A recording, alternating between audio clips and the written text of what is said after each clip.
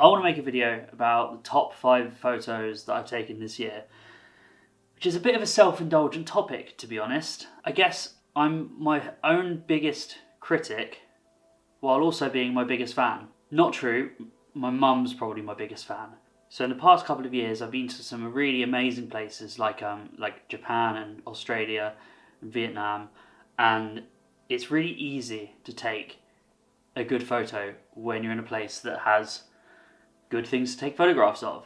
It's a bit more challenging when you're just going to sort of, I say for lack of a better word, regular places, you know, like your local woodland or whatever. It's hard to get good images, you know, you have to be really deliberate and you have to sort of have foresight of the image and what it's going to look like afterwards. I actually think I've got like 5 really strong images.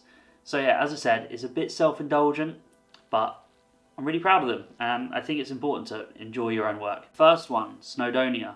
I remember this one quite vividly actually because I was having a wee at the time, and I just turned around and I saw this rock, and I was like, that is a cool rock. And then I noticed this path leading off to this mountain, and it was just lit up by the sun in the background. Just a really easy composition. All of my shots were on a Canon 5D Mark II, but this particular image was shot using my Canon 24-70 f4 L IS USM, which I absolutely love. I think this lens is amazing. And the settings for this one: 24mm, 1/100th of a second, aperture f8, ISO 100. What's so good about this photograph? As far as photographs go, this one isn't, you know, it's not like an epic scene. What I just really found, pleasing about this image was just its composition. It's like as perfect a composition as you can get. You know, if you think about that Fibonacci sequence, that spiral, you've got almost like a perfect composition, starting with the subject, which is your rock in the foreground, and then you have that path leading off up to the mountains in the background. Your eye is drawn all the way through the image, and all the way through the image there's something interesting. There's not that much wasted space. Yeah, I just really like it. Number 4. So this one I called Seconds. I was contacted by an old colleague to do some commercial shots for his company, Surrey Hills Wood Fire Pizza. They've just got the most incredible ingredient. It's not like passata out of a jar and just ham out of a packet and cheese from a block. Like, they've gone to like a local cheese. Is it a cheesemonger? Is that what it's called? A cheeserie? Fromagerie? They go to like a farmer who does all the charcuterie. So they showed me the tomatoes, and it's just this box of just the most hideous but beautiful looking tomatoes you've ever seen. You know, I'll be honest, this isn't a landscape photograph, but I really like it nonetheless. So this one, again, shot with a 24-70, 34mm, 1/160th of a second, f8, ISO 160. I'm not really into still life or fine art or whatever it is that you call this type of photography. It's not something I very frequently do, but this image was just so striking. As soon as I took it, I was, mesmerized by it. It's disorganized, but somehow it all comes together quite nicely. I could see it being printed on a wall in your kitchen or something like that. This next one is called Autumn Spots, and it was taken in Stourhead Park National Trust property. So in Stourhead, right, you've got all of these beautiful old buildings, and you're almost spoiled for choice when it comes to compositions, because everything's set on a lake and you have a background of trees, and it's really interesting and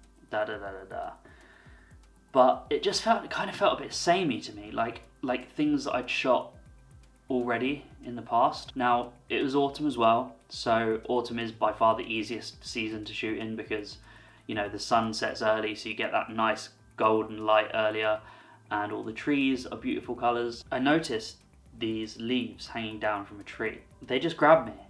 It was the contrast between the leaves and the background. This was taken, again, on the 24-70. It was 70mm shutter speed, 1/25th of a second, aperture f4, ISO 320. So oftentimes when you see an image, you're seeing what it's going to look like at the end of it. Obviously you'll have the elements such as the subject and the composition. Those things won't change, but often the colours and the tones and the sharpness and yada yada, they'll often need to be brought out. So in this image, it required quite a lot of work to get from the start, where it's just kind of like, oh, look at these kind of dull looking leaves on the tree, washed out by all of the distractions, and then really bringing out the colour in those leaves. This photograph is as simple as, look how pretty these leaves are when compared to the background of the dark green evergreen trees. That's literally it. I just think there's something about this image that I really like. It's kind of abstract, for lack of a better word, you know. I think it's one of those ones where I take it and I really like it, and then I show other people, and other people go, oh yeah, that's quite nice. I think it's one that I just like, and that's kind of fine. Okay, this next one, Bleetarn. This one kind of encompasses what is so brilliant about landscape photography, but also so frustrating. Thankfully, I was able to capture the brilliant part as opposed to the frustrating.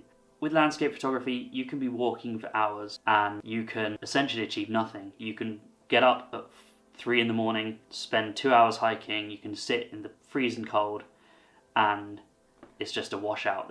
There's nothing. And that can be really, really frustrating, because you expend a lot of effort and energy in the hope that you'll get an image that you're happy with, and you don't. And that's quite demotivating. But sometimes you can arrive at a scene and within 10 seconds you can have an absolutely amazing photograph. It really sometimes does come down to sort of being lucky and I would like to say that there's more to it than that, but there's not. Of course, you know, sometimes you can spend hours waiting and it pays off.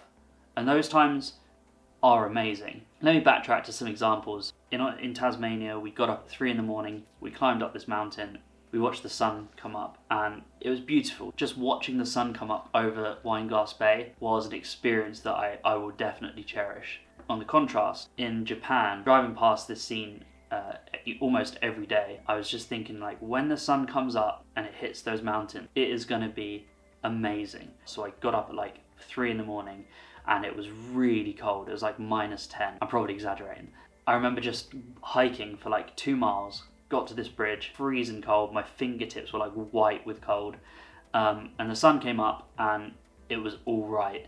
I had to do like a lot of work in Photoshop and I think the image kind of sucks. Another time at Cradle Mountain, again in Tasmania, it was the middle of summer. Cradle Mountain is just this stunning sort of, I guess like it looks like a crescent, like sat right above this lake, and I thought this is going to be an amazing photograph. I'm going to get foreground interest, the sun's going to rise, it's going to light up the mountain, it's going to be epic. Got there, it's hammering it down with hail and snow. It's the middle of summer in Australia, by the way. So I'm on this lake shore, Nikki's sacked it off, she's in the car. The images that I got were okay, they weren't what I envisioned, but yeah, that was disappointing because I did put a lot of effort. So this one, again, shot with the 24-70, focal length 33mm, shutter speed 1/40th of a second, aperture f8, ISO 200. This image kind of speaks for itself. Why did I choose this image? Look at it, it's gorgeous. And this isn't me blowing my own trumpet, not in the slightest. This is just a stunning scene that I just was lucky enough to be there at the right time with a good camera. It's literally that simple. I barely did any processing as well in Photoshop or Lightroom, so it's not as if I brought out the scene with my skill. No, I was just there. Anyone else who took that photo would take as beautiful a photo. So the composition of this one is just gorgeous, right? So you've got the rocks in the foreground which draw you into the image, and you've got the stunning colours of the reflection and of the hills, those golden browns and reds and oranges. And then right in the background, your eye is drawn to it almost immediately, is this snow-topped mountain. But there's no wasted space either, so every single part of the image has something interesting to look at, even if it's just sort of like that band of highlights just above the mountains before you get to the dark clouds. Landscape photography doesn't really get much better than this. Obviously you can put more effort in. I'm sure hundreds of other photographers has captured Bleetarn. I haven't looked for it, so I don't know. I really like this one. It's a really nice image. Number 1, Kimmeridge Stones in Dorset. What's so good about this photograph is this one wasn't me being lucky. This one wasn't me being in the right place at the right time. This was me putting a lot of effort in, having a deep understanding of how my camera works and how to achieve the result that I'm looking for. And then it paying off. It's just an amalgamation, just a climax of all of those elements coming together and paying off. It's one of those photographs where you hit the shutter, you look at the back of the screen, and you're literally jumping for joy. It was just me about 6 o'clock in the morning on this empty beach, just jumping around like a maniac, like, yes!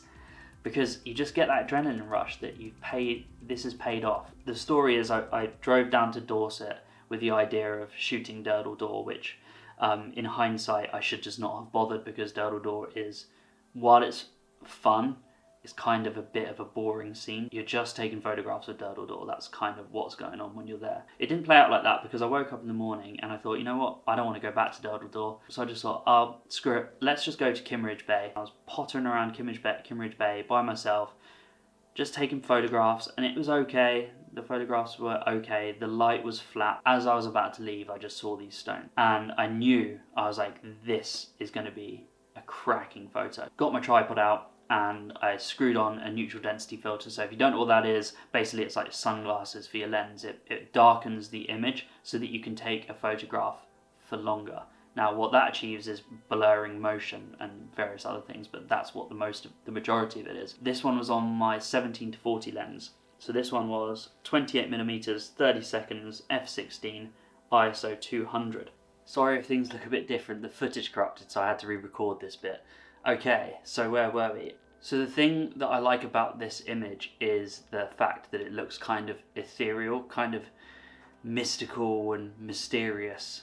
You can see there's this beautiful gradient from the dark sort of bottom section of the image, which draws you up through to the lighter section at the top of the image, where the blur of the ocean has sort of created this fantastical effect over the jagged rocks, and there's this beautiful contrast in sort of the top half of the image. When I first saw the rocks and I set up, I knew without a shadow of a doubt what I wanted to achieve from this image. I wanted the image to look sort of hyper real, not something that you would see every day. This is one of those images that not only do I like, but when I show it to other people, they're also impressed by it, which, for the sake of the ego, is actually quite nice. I often say that I take images for myself, and that is 90% true. But when you show an image to someone else and they go, wow, that feels really nice. Yeah, this is by far one of my favorite images ever. Easily my top image of 2019. So there you have it. There's my top 5 photographs. I would like to see yours though, your top 5 favorite photographs. So if you have them, put them in the comments. I'd like to look at them. And obviously, if you like this video, I'd really appreciate if you hit subscribe. I'm hoping that 2020 brings some more opportunities for some awesome photos, and good luck with yours. Thanks for watching.